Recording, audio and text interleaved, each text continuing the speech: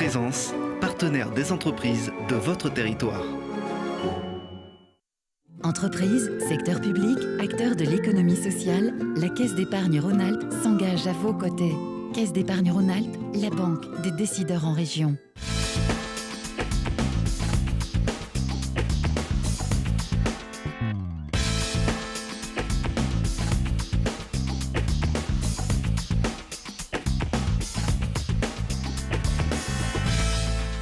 Bonjour à tous, très heureux de vous accueillir dans Classe Affaires, le club de l'économie en Isère. Chaque mois, nous découvrons les entreprises qui font la richesse de notre département. Avec des experts, des témoins, des reportages, nous décortiquons les rouages de l'économie. Pour nous accompagner, bien sûr, ma complice, notre consultant Stéphanie P. Bonjour Stéphanie. Bonjour Christophe. Tout va bien ? Très bien, et vous ? Ça va, merci. Je rappelle que vous présidez le directoire de la Caisse d'épargne Rhône-Alpes. Ce mois-ci, on va parler de... Alors, on va parler de la loi de finances de 2018, puisque suite à la question de l'internaute de la semaine du mois dernier, on s'est dit que ça pourrait être intéressant finalement de faire un panorama global.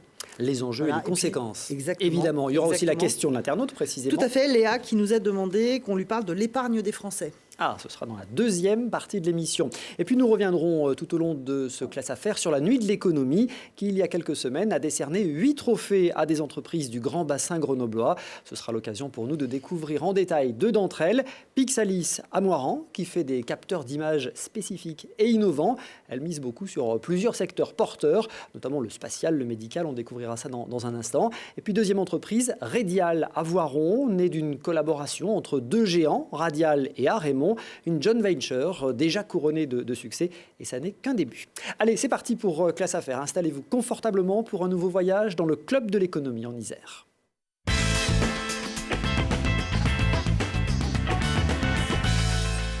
Alors, on le disait, le mois dernier, une internaute nous interrogeait sur le PFU, le prélèvement forfaitaire unique, et ce qu'il a été mis en place, vous le savez, dans le cadre de la loi de finances 2018, et ça nous a effectivement donné l'idée d'élargir cette thématique à la loi de finances et à nous intéresser à ses principaux impacts. Alors, Stéphanie, est-ce qu'on peut d'abord revenir sur les principales mesures de ce PLF ? Tout à fait. Rappelez quand même que c'est la première loi de finances du quinquennat du nouveau président de la République et que finalement les mesures sont assez conformes au programme présidentiel qui avait été annoncé.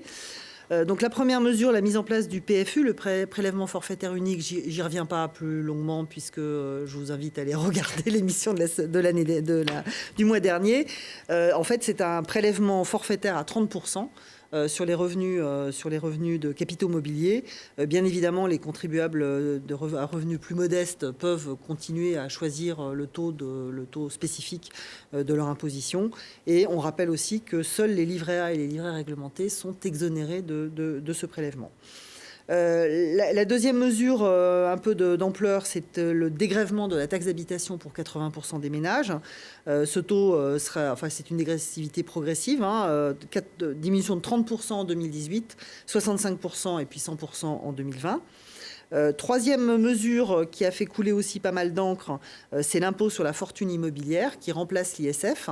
Donc là, en fait, l'assiette du patrimoine qu'on prend pour être éligible à l'imposition, c'est uniquement les actifs immobiliers des Français, avec un seuil d'assujettissement à 1,3 million d'euros et un abattement de 30% sur la résidence principale. Enfin, ça a été la confirmation de la mise en œuvre du prélèvement à la source qui a été juste décalé à l'année prochaine, 2019, mais qui entrera en vigueur. Et bien sûr, les entreprises sont aussi concernées par ce projet de loi de finances. Première mesure, c'est la baisse de l'impôt sur les sociétés progressivement, là aussi, de 33 à 25%, pour atteindre 25% en 2022. Le remplacement du CICE, le crédit d'impôt compétitivité, par un allègement de charges et à partir de 2019 et en 2018, baisse du taux du CICE à 6%.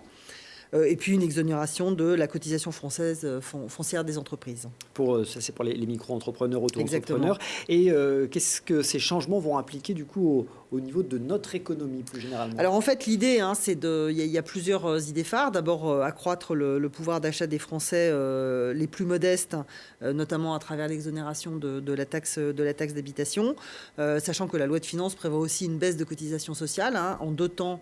En 2018, ça a déjà eu lieu au 1er janvier et ensuite en octobre, pas complètement compensé par de la CSG. Donc ça c'est plutôt positif. À l'inverse, si je puis dire, la baisse de la taxe d'habitation crée une ponction sur les finances des collectivités locales de 10 milliards d'euros, qui est quand même très significative, après des années déjà de baisse de dotation de ces collectivités. Donc ça, c'est un sujet qui demandera probablement à terme une remise à plat de la fiscalité locale.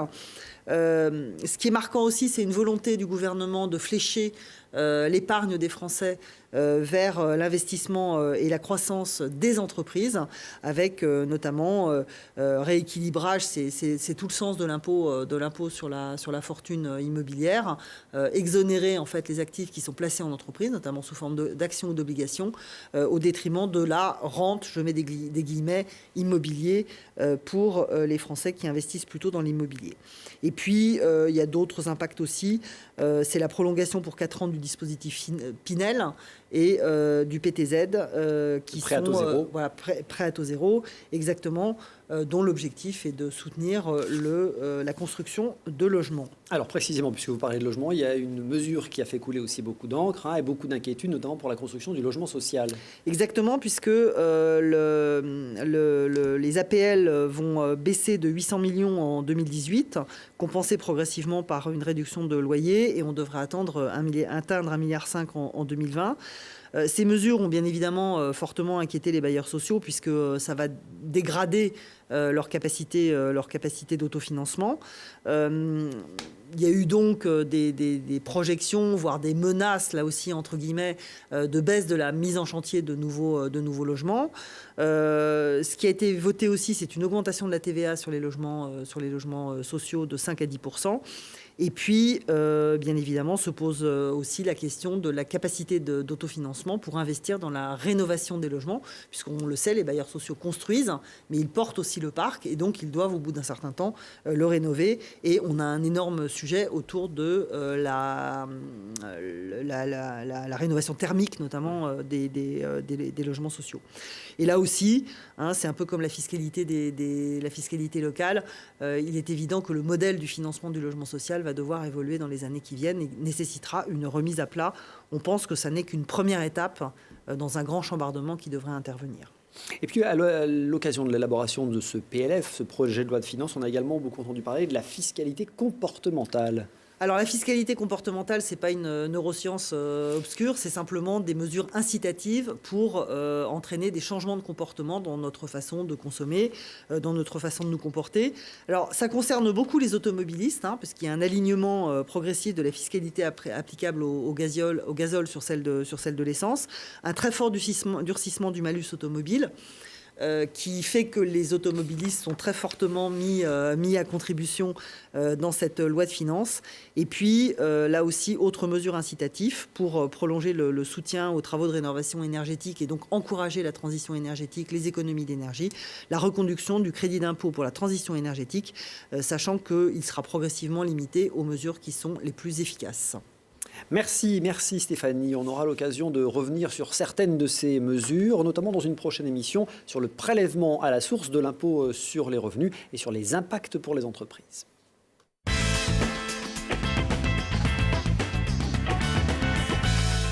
Un radiateur intelligent, connecté et capable de stocker l'électricité grâce à une batterie. Cette invention est toute simple et elle est née chez Lancé Energy Storage, une entreprise qui a reçu un prix d'ailleurs au dernier CES de Las Vegas.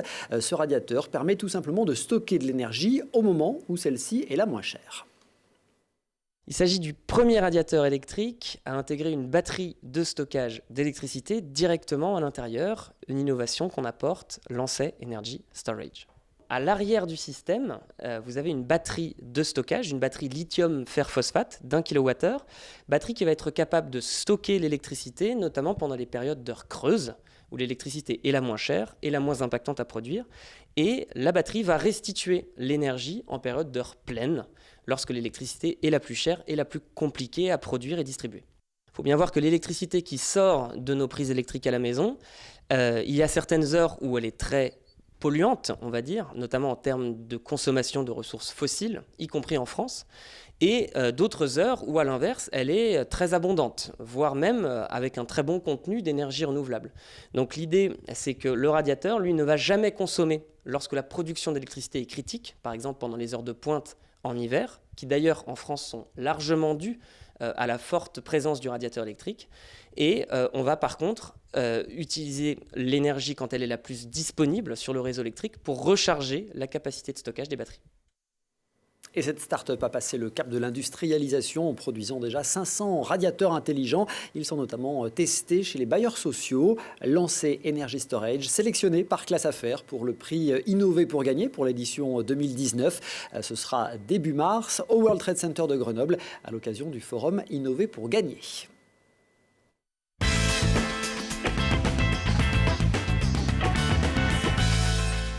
Chaque année en décembre, la Nuit de l'économie met en lumière des entreprises leaders dans leur domaine d'activité. Organisée par la Chambre de commerce et d'industrie de Grenoble, elle a décerné il y a quelques semaines 8 trophées.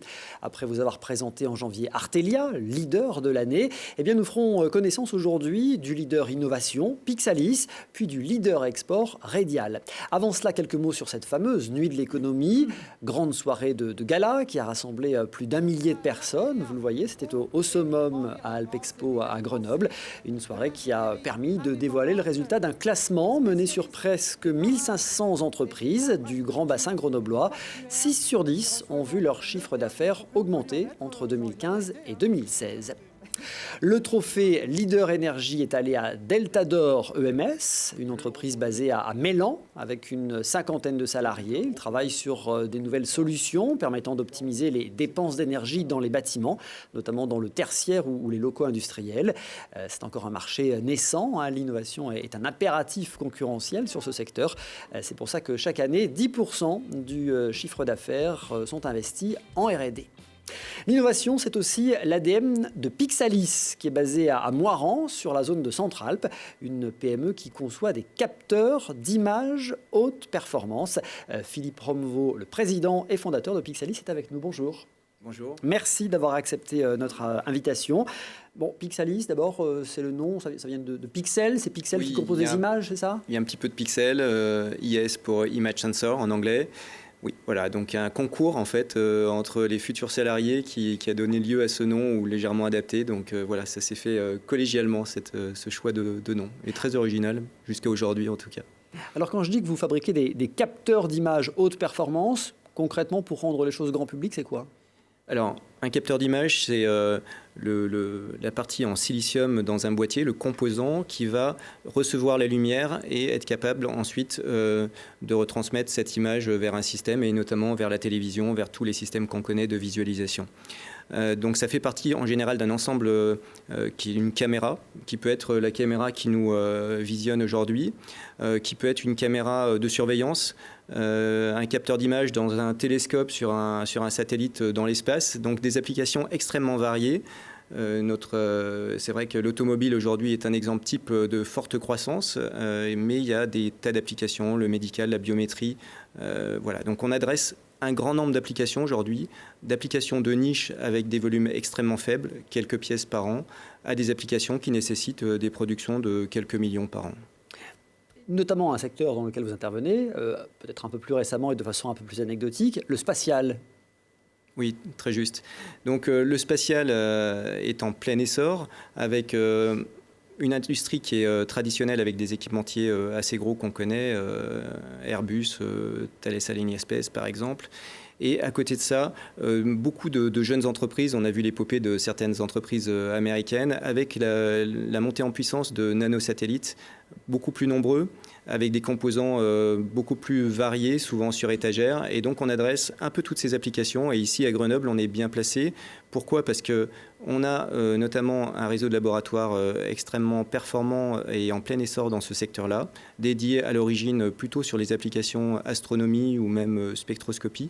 Et il y a une vraie thématique aujourd'hui à travers notamment le centre spatial universitaire grenoblois qui a été créé, il doit y avoir à peu près 2 ans si je ne me trompe pas. Et avec lequel vous travaillez sur les aurores boréales, c'est ça? Oui, exact. C'est une application intéressante. Donc, il s'agit de surveiller les aurores boréales vues de l'espace et d'en réaliser une cartographie spectrale. Donc, regarder les couleurs qu'on voit, rouge, vert, bleu, mais aussi d'autres couleurs pour voir leurs évolutions et voir aussi, c'est un très bon marqueur des éruptions solaires et donc de tout ce qui peut nous affecter aussi sur la Terre, orages magnétiques ou ce type de problématiques. Donc oui, c'est une application avec un lancement de microsatellites, un CubeSat très petit, où il y aura donc un instrument pour observer les aurores boréales. Et ça, c'est fait en collaboration donc avec le CESUG et des étudiants, des chercheurs et ce monde universitaire et de l'enseignement. Le centre spatial de Grenoble, effectivement. Et avec cet exemple très concret, on réussit à mieux visualiser finalement ce que sont vos capteurs d'images. Parce que dans la sécurité, dans la télésurveillance, on réussit à comprendre. Le médical est aussi un secteur d'activité en pointe. Oui, tout à fait. L'imagerie médicale est un secteur en vogue pour réaliser des diagnostics moins invasifs, plus précis. Traditionnellement, on pense tout de suite à la radiologie X-ray. Les capteurs qu'on réalise aujourd'hui pour ce secteur-là permettent de réduire la dose, d'être plus précis, d'avoir un meilleur rapport signal à bruit, de voir des détails qu'on ne voyait pas auparavant, de faciliter le diagnostic du praticien, parfois avec des moyens automatiques de diagnostic derrière. Mais il y a aussi plein de nouvelles applications. L'aide à la chirurgie, par exemple. Oui, la chirurgie assistée par ordinateur à distance. Ça existe. Là, on a besoin de capteurs. Complètement, avec des robots qui interviennent. Le chirurgien reste aujourd'hui à quelques mètres au cas où, mais il se trouve qu'il y a des applications extrêmement intéressantes de ce type-là. L'endoscopie aussi, avec des capsules endoscopiques qui voyagent par des voies naturelles quand même, le plus souvent, mais qui permettent de réaliser des examens beaucoup plus facilement et moins indolores pour le patient. Voilà, on voit que ces capteurs d'images, du coup, sont présents partout. Alors, on pourrait parler d'aéronautique, des drones, la photographie, le cinéma, la télé, ça semble assez évident. L'automobile, on parlera tout à l'heure dans la deuxième partie de l'émission de l'automobile et de la recherche, de l'innovation en matière d'automobile. Évidemment, il y a de plus en plus de capteurs d'images aussi dans ce secteur-là. Oui, complètement, vous avez raison, on le voit. Le véhicule autonome a besoin de capteurs pour être autonome, associé à des moyens de calcul très importants derrière pour reconstruire tout l'environnement du véhicule. Et en ce qui concerne Pixalis, on travaille sur des applications aujourd'hui qui sont à l'extérieur du véhicule pour détecter la distance à laquelle sont des piétons, des objets, donc dans une distance qui va de quelques mètres, voire 0 mètre, à de l'ordre de 200 mètres. Et donc on a à la fois une cartographie une image classique et une image aussi en distance associée à cette image. Voilà, retenez bien effectivement cet exemple concret, ça fera écho à ce qu'on dira dans un instant dans la deuxième partie de l'émission. En tout cas, partout où il y a des capteurs, il y a la nécessité de faire des images de haute précision et du coup Pixalis est là. Concrètement, le grand public qui nous regarde, il peut trouver du Pixalis dans quel type d'objet autour de lui? Alors, la plupart du temps, nos clients sont des équipementiers qui réalisent des équipements pour l'industrie ou pour l'avionique ou autre. Donc le grand public a accès à nos capteurs dans une partie simplement des ventes qu'on réalise. Et aujourd'hui, principalement en biométrie. Donc on a une application où on a des capteurs d'images qui vont sur le PC, donc l'ordinateur portable tout un chacun, pour des applications de haut de gamme dans le jeu vidéo par exemple.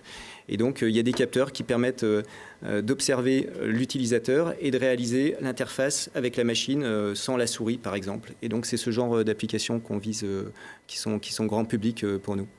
Pixalis, une PME créée en 2010, un chiffre d'affaires déjà de 4,5 millions d'euros, une très forte croissance de 60% en un an. Alors même si on va arriver sur un petit palier, il y a de nouveau des leviers de croissance, notamment les produits. Jusqu'à maintenant, vous étiez dans l'innovation. Là maintenant, les produits vont commencer à rapporter à l'entreprise. C'est juste. Même si à l'origine Pixalis n'est pas la start-up dont on a, n'est pas l'archétype de la start-up, c'est-à-dire qu'on a commencé à avoir du chiffre d'affaires dès la première année d'exercice parce qu'on vendait une capacité, un savoir-faire à développer des capteurs à façon pour des clients. C'est bien, ça nous a permis de démarrer avec un minimum d'investissement financier, juste un capital assez réduit finalement. Et aujourd'hui, on est rentré dans une autre phase, c'est-à-dire qu'on a créé, on a répondu à des besoins spécifiques pour des clients de produits en volume derrière. Et donc aujourd'hui, on va rentrer dans ces phases où on a un chiffre d'affaires qui vient de la vente de ces produits qu'on a développés. Et donc cette récurrence de revenus va s'additionner aux revenus qui nous soutient pour le développement de ces produits. Donc vous avez raison, c'est un levier de croissance supplémentaire qui va arriver dans les prochaines années, dès cette année un petit peu, mais surtout en 2019, 2020, 2021. Donc l'essentiel de l'activité pour vous se fait à l'export, enfin 60%, donc on peut dire une plus grande partie en Europe, aux États-Unis notamment.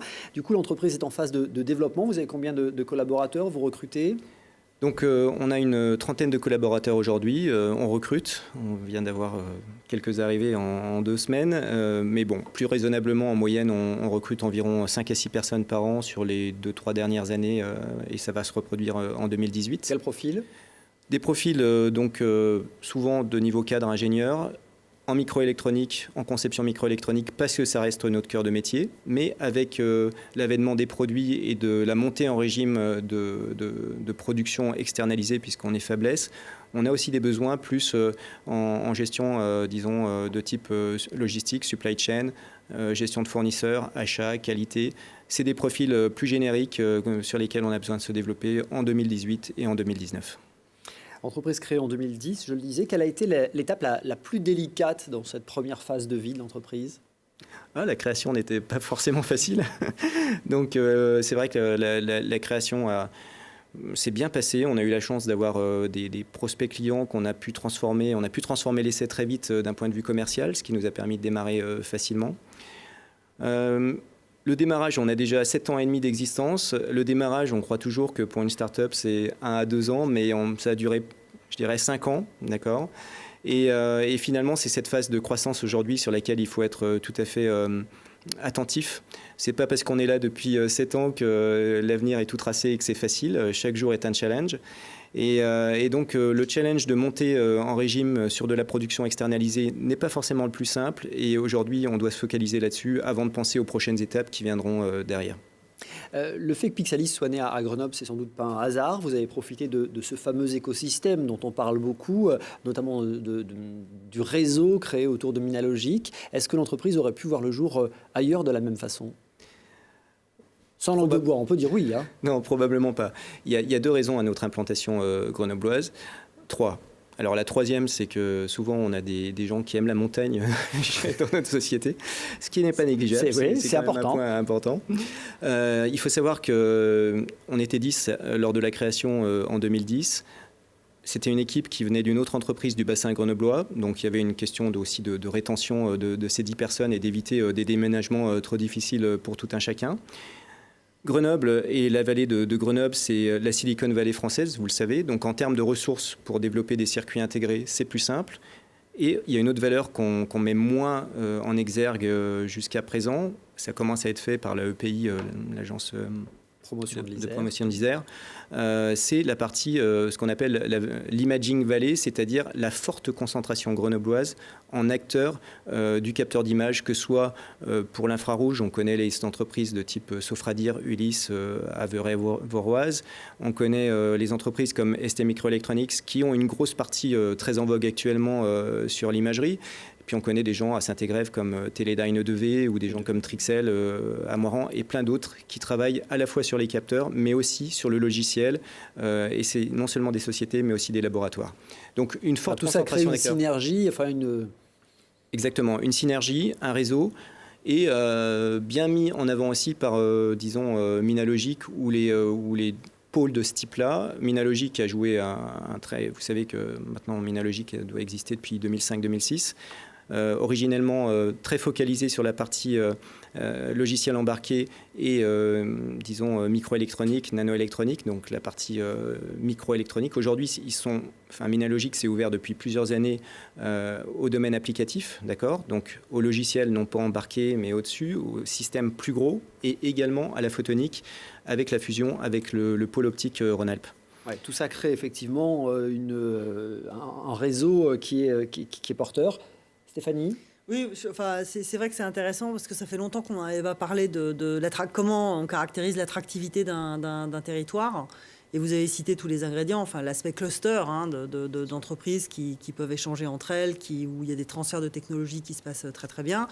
Minalogic, c'est nos amis, donc on est content de C'est pas un pouvoir hasard. C'est pas un hasard, exactement. On est content de pouvoir les citer. Et puis la dernière chose, vous en avez parlé, les gens qui aiment la montagne. On recrute. La qualité de vie, l'environnement est un facteur d'attractivité des talents qui est absolument indéniable et qui est une des très très grandes forces de notre région. Attirer et garder la matière grise. Exactement. Et pas uniquement par la qualité des emplois et par des salaires. Il y a autre chose, quoi. Merci Philippe Robeveau d'être passé par Classe Affaires. Merci à vous pour cette invitation. Un mot du trophée santé décerné lors de la Nuit de l'économie. Il est revenu à Chabloz Orthopédie, que Télé Grenoble vous a présenté dans son émission Check-up, consacrée à la médecine. Chabloz, c'est une entreprise spécialisée dans l'appareillage et qui réalise un chiffre d'affaires d'une vingtaine de millions d'euros. Et puis le trophée montagne est allé à Poma, qu'on ne présente plus, l'un des fleurons de l'industrie dans les Alpes, leader du transport par câble, plus d'1 millier de salariés, un chiffre d'affaires de presque 350 millions d'euros, avec une croissance encore de 15% en 2016, notamment grâce au transport urbain. Ce secteur représente maintenant chez Poma 20% de l'activité, avec des installations au Brésil, en Colombie, en Algérie, en Chine, et même au cœur de Londres avec la tour Brighton British Airways. Allez, dans un instant, on parle de deux autres grands noms de l'industrie en Isère, Radial et Arémont. Une collaboration entre ces deux géants a donné naissance à Radial, découverte dans un instant, juste après cette courte pause.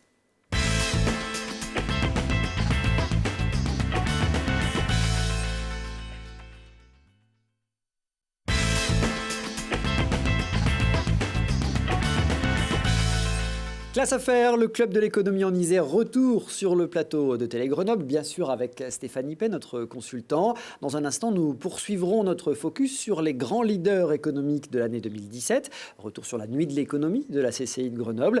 Nous découvrirons Radial, né d'une joint venture entre Arémont et Radial. Avant cela, vous connaissez le principe, la traditionnelle question de l'internaute.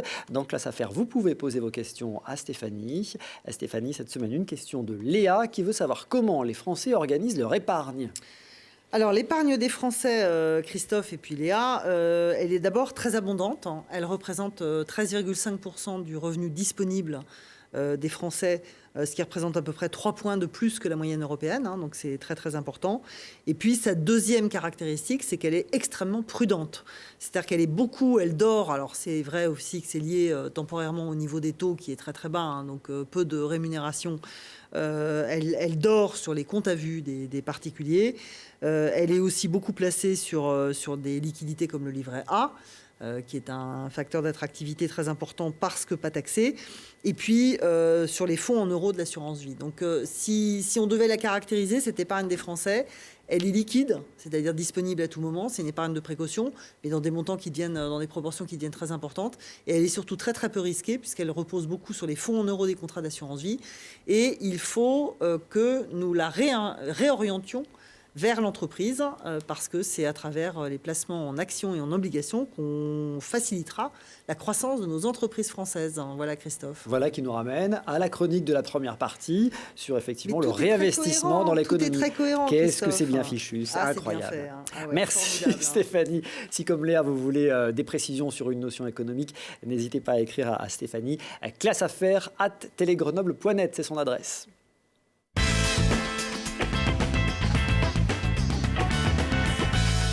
Les entreprises iséroises ouvertes sur le monde, dans le classement de la CCI de Grenoble, 1 sur 4 réalise au moins 1% de son chiffre d'affaires à l'export. Et parmi les champions dans ce domaine, il y a Radial. Quasiment toute son activité est faite hors de nos frontières. On y revient tout de suite. Avant cela, un coup de chapeau au leader en matière de croissance, EasyIC. Son activité a grossi de plus de 100% entre 2015 et 2016. Autre chiffre, avec un chiffre d'affaires de plus de 12 millions d'euros et même 18 millions d'euros en 2017. Cette entreprise grenobloise est spécialisée dans le design des circuits intégrés. Radial et Arémont, deux géants industriels incontournables de notre région. Et quand ces deux leaders décident de combiner leurs expertises, eh bien cela donne Radial, avec une force de frappe décuplée sur le marché de l'équipement automobile. Raoul Peuzet, le président de Radial, est avec nous. Bonjour. Bonjour. Merci d'avoir accepté notre invitation. Avant d'aller plus loin, on va, avec Stéphanie, rappeler ce qu'est une joint venture. Alors une joint venture, en fait, c'est quand deux entreprises mettent en commun savoir-faire, technologie, se rapprochent pour partager des compétences ou pour partager des marchés. Voilà. En fait, c'est une co-entreprise. Là, dans le cas particulier, on est dans une JV un peu particulière, puisque ce n'est pas les deux entreprises qui se sont réunies, mais c'est les deux entreprises qui ont créé une entreprise, qui est une entreprise à part entière, autonome. Donc, c'est une JV un peu particulière. À noter que c'est une technique qui est très, très utilisée, voire indispensable dans certains pays, comme par exemple au Moyen-Orient ou en Asie. Si on veut développer une entreprise, on est obligé, en fait, de s'allier avec un acteur local, et ça se passe par le biais de joint venture ou JV. Alors, Voilà. illustration concrète, merci Stéphanie, avec Redial, une joint venture créée en 2012 entre ces deux grands géants. On va, Raoul Peuzet, juste rappeler qui est Radial et qui est Arémon. Donc, Radial, donc on parlait tout à l'heure toujours pareil, donc on est dans le bassin grenoblois.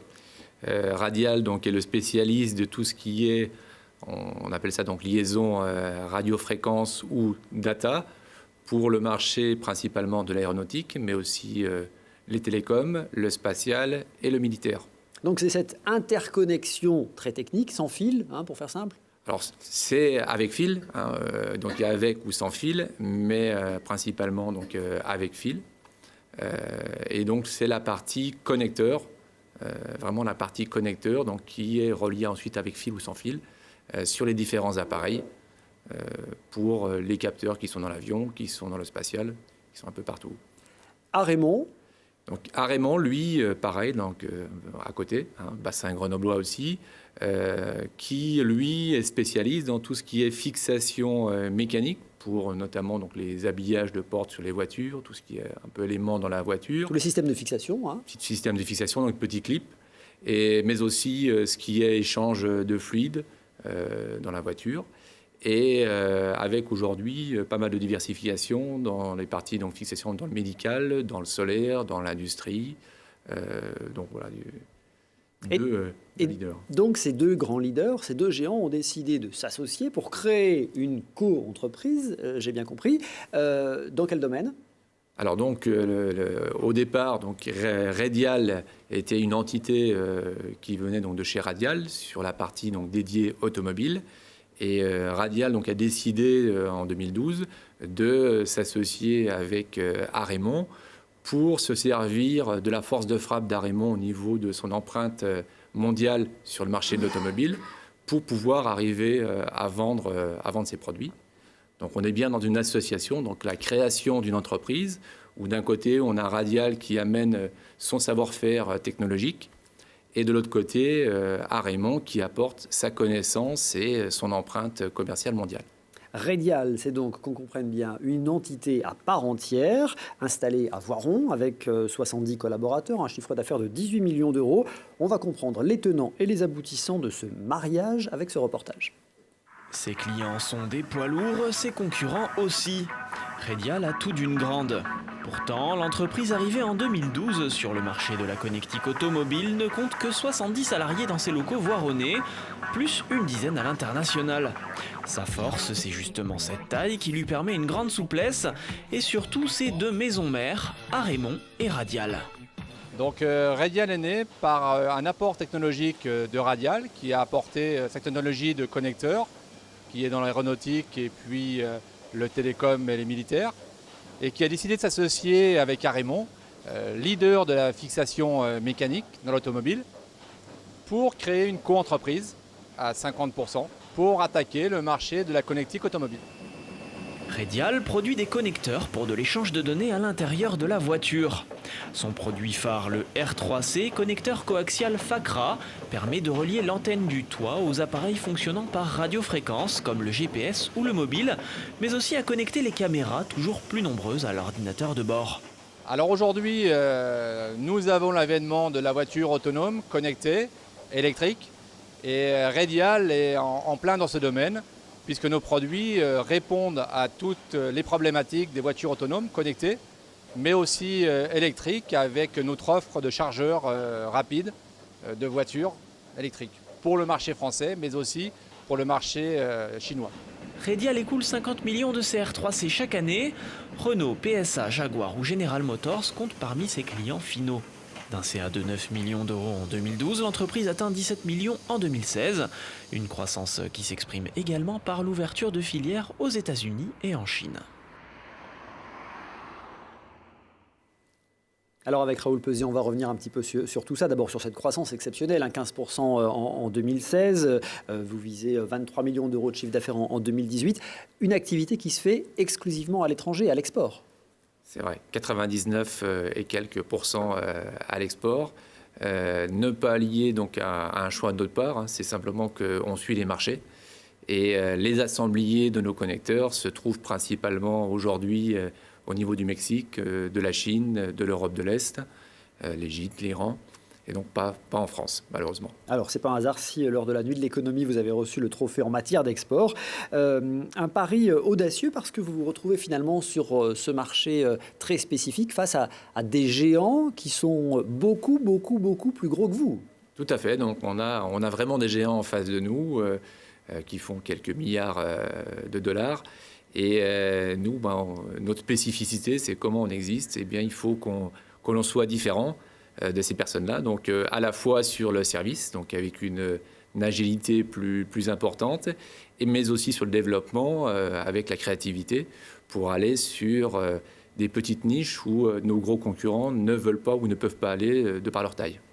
Alors vous développez à l'international avec des filiales qui ont été récemment créées. Nous avons créé donc une filiale à Détroit.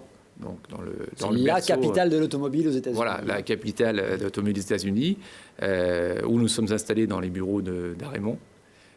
Nous avons aussi donc cette année donc créé une filiale en Chine, près de Shanghai, où d'ailleurs nous commençons la production ce mois-ci.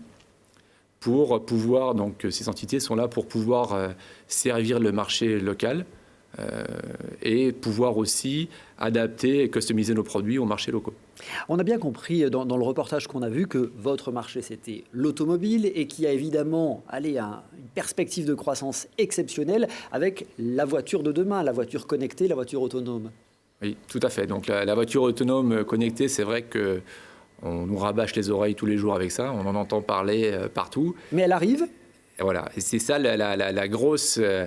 la grosse différence, on se dit toujours ça n'arrivera jamais, mais nous aujourd'hui on est déjà sur ces futures voitures connectées puisqu'on travaille sur les nouvelles plateformes 2019-2020 et les demandes aujourd'hui sont vraiment donc pour aller sur cette voiture autonome et connectée. Alors on n'est pas encore à la voiture qui va se conduire toute seule, hein, on est sur des voitures ce qu'on appelle les niveaux 3, 2, 3 d'autonomie. Voire 4, c'est-à-dire que les voitures où on commence à pouvoir lâcher le volant, les pédales sur l'autoroute, ou qui vont se garer toutes seules. Mais on arrive là-dessus donc très très rapidement, puisqu'on est sur 2019-2020. On parlait dans la première partie de l'émission avec Pixalis sur le développement des capteurs d'images, et on évoquait le développement dans l'automobile. Vous travaillez là-dessus quasiment quotidiennement ? Tout à fait. Donc, il y a des spécialistes donc, qui font les capteurs et nous, on est les spécialistes qui assureront le lien donc, de ces capteurs ensuite au traitement de l'image qui peut être sous forme donc, de liaison directe avec un écran ou aujourd'hui directement un ordinateur dans la voiture qui va traiter le signal. Aujourd'hui, c'est sur ces modèles-là que vous travaillez, vous, chez Redial. Tout à fait. Donc nous, on travaille donc là-dessus, en collaboration aussi avec, que ce soit donc Arémont et Radial. C'est là que les deux nous apportent aussi tout leur soutien pour, d'un côté, avec Arémont, pouvoir fixer ces caméras sur la voiture, mais aussi faire des formes différentes. Et pour pouvoir, avec Radial de l'autre côté, profiter de leur avancée au niveau de l'aéronautique, par exemple, pour pouvoir l'appliquer au niveau de la voiture. Les voitures révolutionnaires de demain sont un peu imaginées chez nous, ici à Voiron, sur le site de Champfeuilly où vous êtes installé, où vous agrandissez déjà les locaux, d'ailleurs. Oui, donc on a nos nouveaux locaux qui ont commencé, donc on a commencé la construction en septembre et ce sera livré le 13 mars. Donc voilà. Ça suit la croissance de l'entreprise. Vous recrutez également ? Donc on recrute, c'est vrai, en permanence, beaucoup de conception, de chefs de projet, mais aussi des responsables en Chine, par exemple. Donc, et nous, on a déjà fait par rapport à l'usine qu'on a vue, enfin le fondateur qu'on a vu avant. Donc nous, on a déjà fait donc, la partie logistique, approvisionnement, puisqu'on est déjà sur la production. Bien sûr. Mais on continue en permanence. Stéphanie? C'est intéressant parce que c'est vraiment deux façons totalement différentes de créer des entreprises. Hein. Les deux exemples qu'on a vus aujourd'hui. Et puis ça montre plusieurs choses. D'abord que la France et l'Isère surtout, bien évidemment, soyons un peu chauvins, recèlent de vrais géants mondiaux qui sont capables de rivaliser avec les autres. Ça montre aussi qu'entre les pattes des mammouths, il reste de l'herbe tendre et grasse qu'on peut aller grignoter et, j'allais dire, de façon profitable, de façon importante. Et ça prouve aussi que, je veux dire, ce que vous avez dit, c'est très bien, c'est que vous suivez votre marché, en fait. Vous n'avez pas décidé d'aller au Mexique, quoi. Le marché, il est là-bas, donc vous y allez. Je crois que c'est très important dans la question globale de l'exportation ou de l'implantation des entreprises françaises à l'étranger, qui est quand même un des handicaps majeurs des PME françaises. C'est qu'il faut penser son marché et suivre ses produits, et puis aller peut-être sur les filières qui permettent justement d'avoir ce rayonnement international. Donc bravo, hein. C'est très, très intéressant. Moi, j'ai hâte d'avoir une voiture qui se conduit toute seule.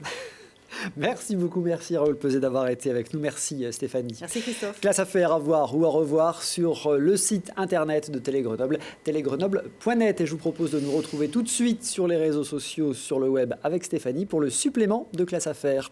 Merci de votre fidélité. À très vite pour un nouveau voyage en Classe Affaires dans le Club de l'économie en Isère.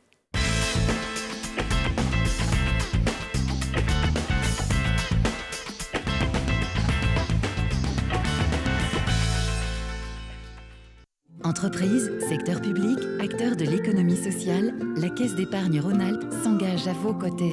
Caisse d'épargne Rhône-Alpes, la banque des décideurs en région. Présence, partenaire des entreprises de votre territoire.